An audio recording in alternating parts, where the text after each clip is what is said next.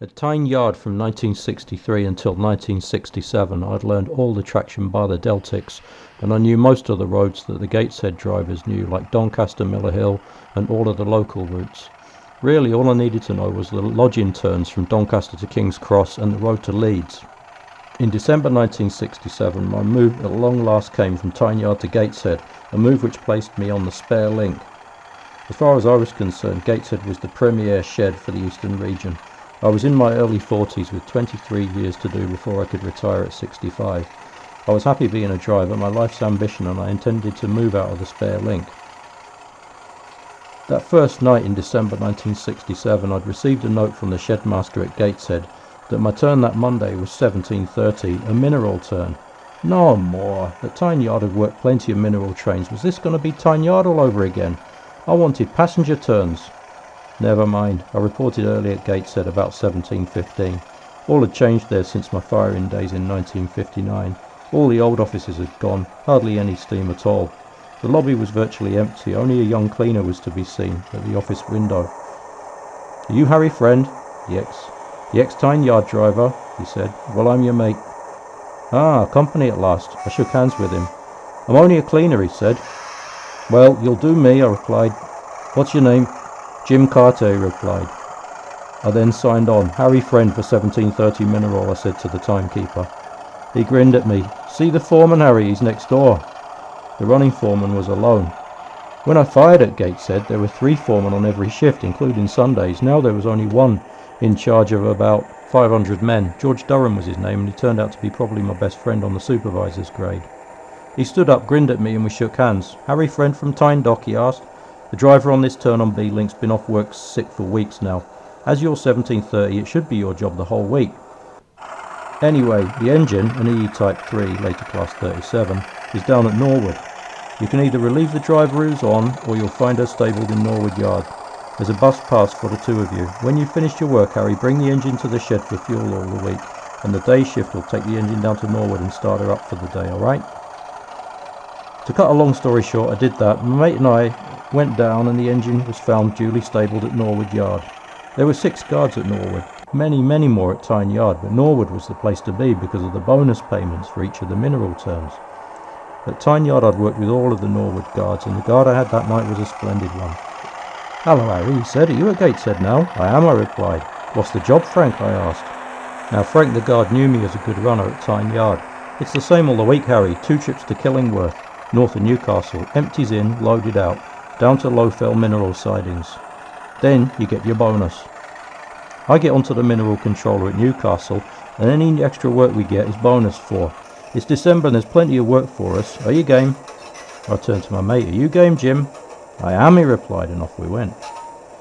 To cut a long story short, I coupled up to about 30 empties with the guard's van at the rear and took my train very gingerly through Newcastle via the King Edward Bridge, through Heaton, uphill all the way from Heaton to Killingworth, about 5 miles north of Newcastle.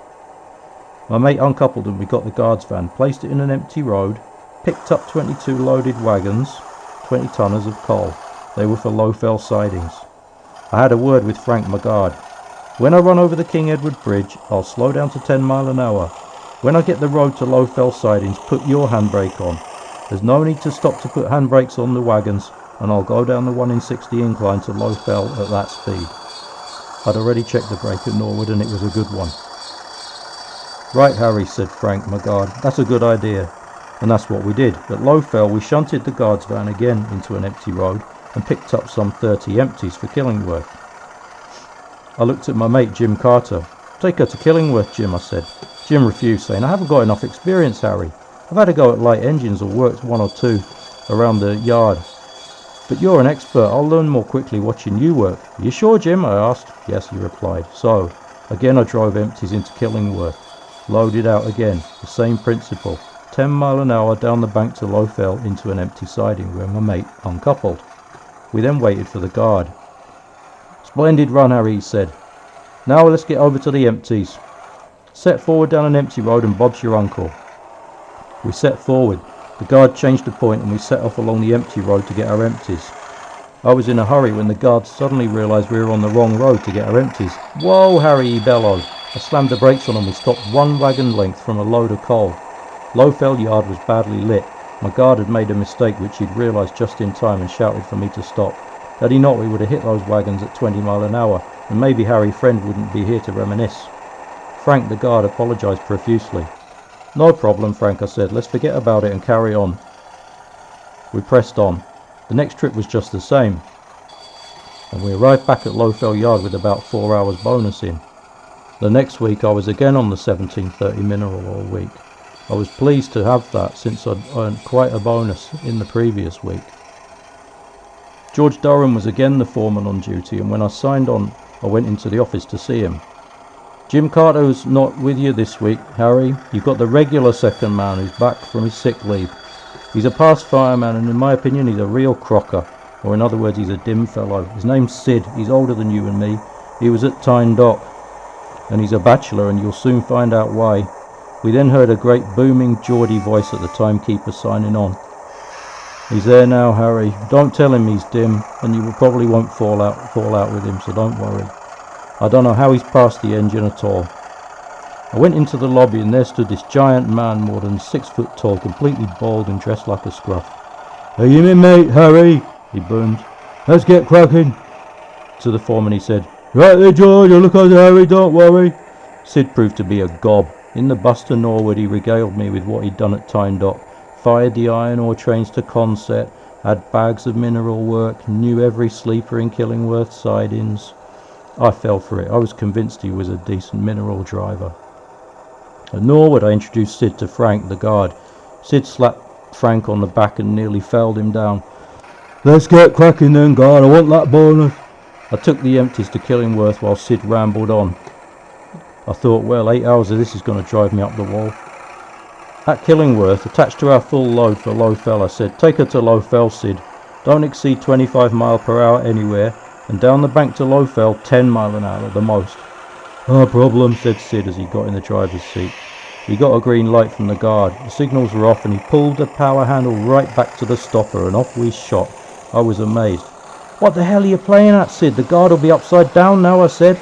He grinned at me, and still with full power, he ran down the bank to Heaton, doing 50 mile per hour over a 45 restriction, and I acted. I realised that I got an idiot in the seat. Get out of that seat now, I snarled, and he did so pronto, while I slowly applied the air brake down to Manners Station to get us to 25 mile an hour. We went on to King Edward Bridge, got a green light for Lowfell, and I reduced the speed to 10 mile an hour. I raged at Sid. You daft great lummox, you have no idea how to drive a mineral train. He still protested. Shut your mouth, Sid, and keep it shut or I'll clock you. I really meant it. At Lowfell, Sid was quiet, and the guard came along and shouted, Who was that at the controls at Killingworth? That dimwit there, I said, indicating Sid. My stove upset and you nearly braid me black and blue, Frank continued. Things were fraught, and to calm things down I said to Frank, Don't worry, you won't be getting hold of the control any more tonight. At Gateshead I met Norman Dooland. He had been a driver at Consett, and I knew him from there. He was about 6 months senior to me. I told Norman my experiences with Sid, and he groaned. Oh, that bugger brought me a severe reprimand. He went on, it was in February 1967 that Norman got a double Doncaster job on a Sunday, and Sid was his mate. All firemen at Gateshead had to have their Sunday work. All trains on a Sunday had to be double manned by union agreement. Like me, Norman was hypnotised by Sid's patter as he drove a passenger train to Doncaster bound for King's Cross. They got relieved at Doncaster, had their bait in the mess room at the station, and by now Sid had convinced Norman he was as good a driver as Norman was. He knew all the roads. Anyway, the Edinburgh train came in, worked by Doncaster men, and the pair of them relieved the crew. Take her back, instructed Norman to Sid. They had a class 40. The cab lights were on, and Norman started to mash some tea on the hot plate, while Sid drew away. It was dark, and the window in front of Norman was steamed over. Sid started to sing a song. They were now travelling at some 40 mile an hour. Norman looked out, but the countryside seemed unfamiliar in the dark, and he said to Sid, What indication did you get at that junction colour light at Doncaster? L, replied Sid. Get out of that seat, said Norman, and stopped the train at the next colour light showing green. He got down from the cab and spoke to the Doncaster signalman. The signalman had made a mistake. He'd thought the train was going to Leeds, and that's what the letter L meant. The other indication was M, meaning main line to York and Newcastle. They were now about 3 miles from Doncaster station, and naturally the signalman said, Why the hell didn't you stop when you saw you were going the wrong way? Norman said his mate was driving, that he had assured him that he knew the road, which as things turned out he obviously didn't. "Stop where you are, driver. I'll arrange a pilot to pull you back to Doncaster," replied the signalman. He did this, but it cost at least an hour. Norman was inflamed and told Sid so. He was now quiet as a mouse and firmly installed in the second man's seat. Norman got a disciplinary form from the shedmaster at Gateshead and duly appeared without an advocate with him. Norman said what good would it have done in any case? All he could do was plead insanity. The shedmaster, Mr. Gilpin, was not impressed at all and said so. "Do you know the road at all, driver?" he thundered, and gave him a severe reprimand in spite of a clear record. "I've got a mind to take you off mainline driving altogether and put you on the pilots. It's the only your clear record that saves you." "So don't talk to me about Sid," said Norman. "I know the blighter."